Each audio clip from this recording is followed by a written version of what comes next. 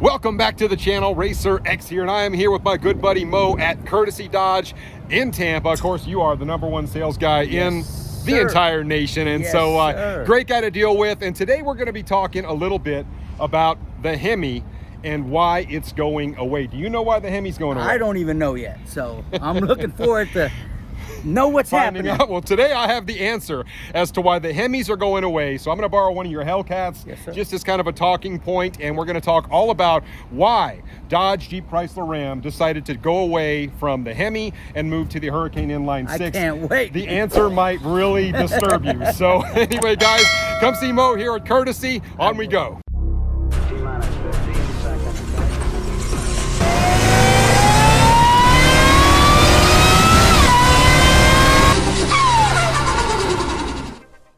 And directly behind me, that is a 2023 jailbreak Hellcat, 6.2 liters of supercharged, pissed off American muscle.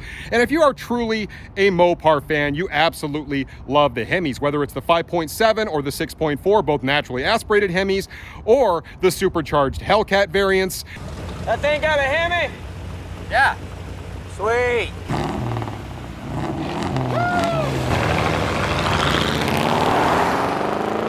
It is really a bummer that the Hemis are going away. And I've been watching my comment section as I put more and more videos out, and so many people are just kind of throwing blame all over the place that this decision was made. Why in the world is Dodge going away from the Hemi after the 2023 model year? As we know, these are their last calls, the last of the Hemi-powered L cars. And a lot of people feel like this decision was made for just some weird reason. They don't understand why. That is why today's video is so darn important, because the guys over at Mopar Insiders, they put out an article, which I'll actually reference in the description of this video below, about exactly what is going on and why Dodge, Jeep, Chrysler, Ram, why they were forced to abandon the Hemi. Now, I really had to do a lot of research to make all of this make sense, because I too was really questioning why in the world Dodge would go away from really the staple engine that put them on the map, the engine that all of their core enthusiasts have come to know and love.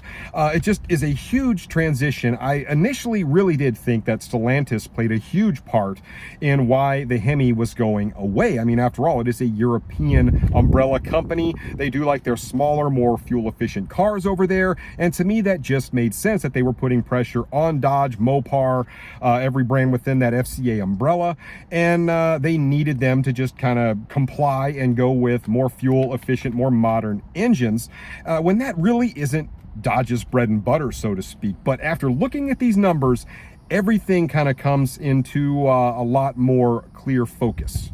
So for those of you guys that are unaware, there's an organization out there called the NHTSA, otherwise known as the National Highway Traffic Safety Administration. And this is the governing body over the CAFE standards, if you will. CAFE being the Corporate Average Fuel Economy Standards. As we know, there are a lot of people really looking hard at just how fuel efficient these cars are now. Well, come to find out, based on everything in this article and all the other research that I've done, Stellantis is absolutely paying through the nose, because FCA had so many cars that they sold that did not meet the CAFE regulations.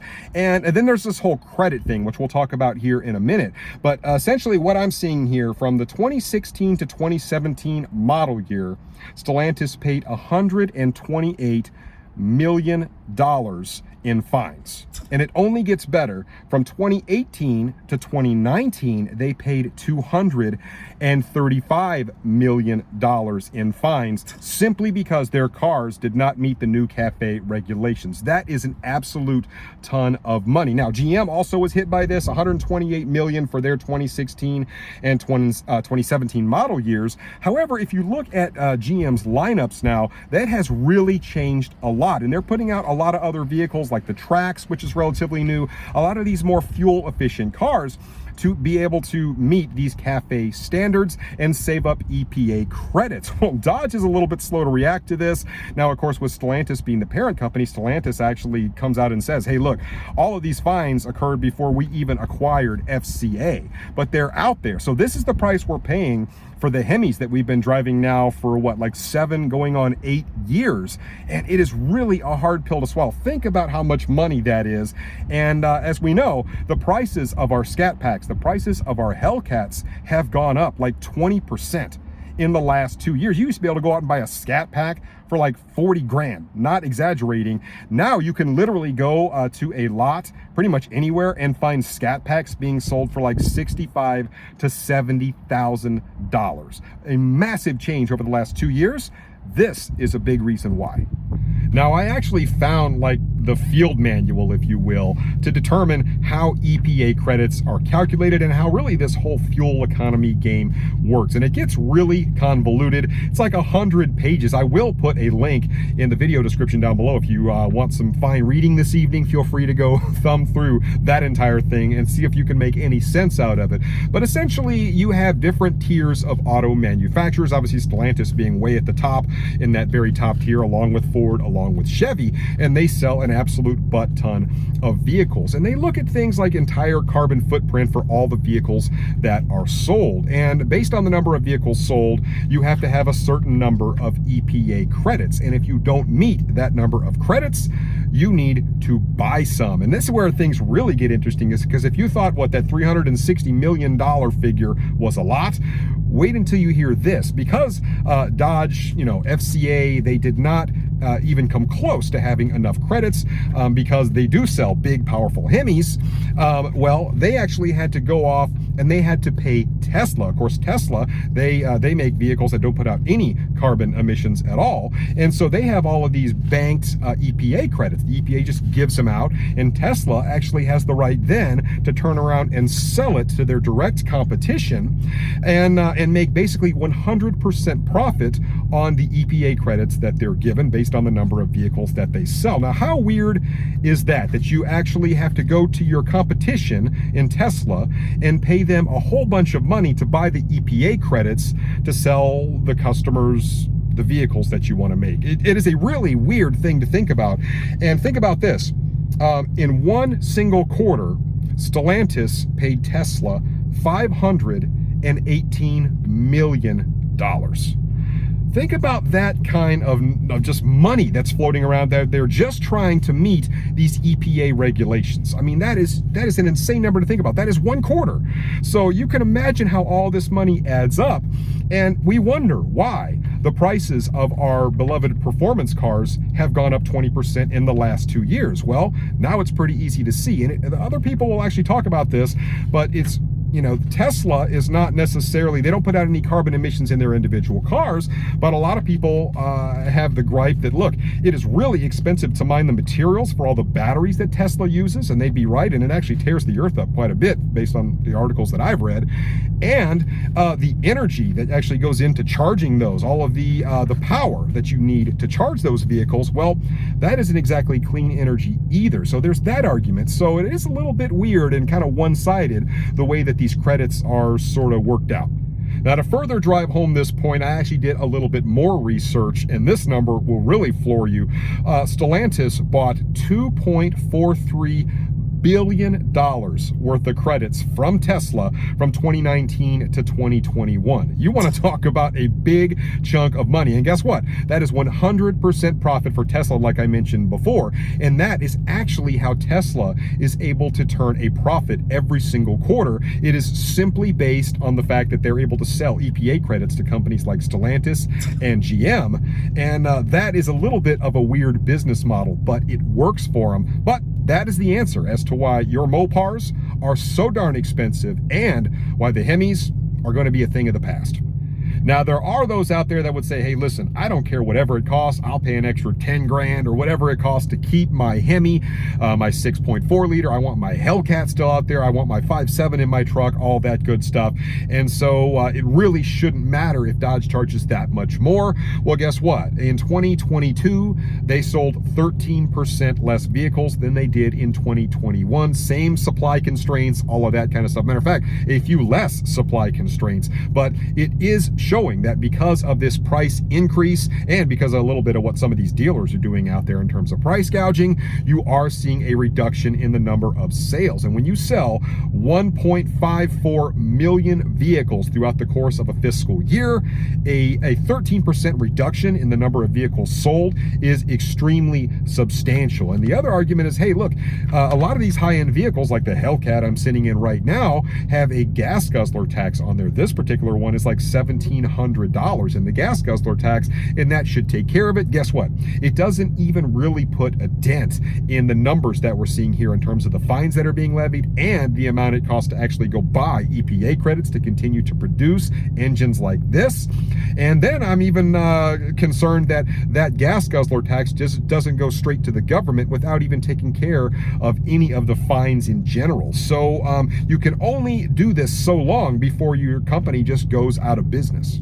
So big picture, what is really happening here? Well, when you're spending multiple billions of dollars to buy EPA credits from your direct competitor, and you're paying hundreds of millions of dollars basically each year to pay for additional fines because you still couldn't buy enough credits to put out your Hemis, well, the writing is simply on the wall. Really, this is a function of the governments of the world getting together, including the US government, and making policy changes that are forcing car manufacturers to adhere to really aggressive EPA standards. And luckily, Dodge, Jeep, Chrysler, Ram, I mean, the FCA group being in with Stellantis may not necessarily be an awful thing, because Stellantis does have a lot of brands under their umbrella that make very small, very fuel efficient cars with very little carbon footprint. So that actually serves to help FCA out in at least the short term. Now, they have already said, look,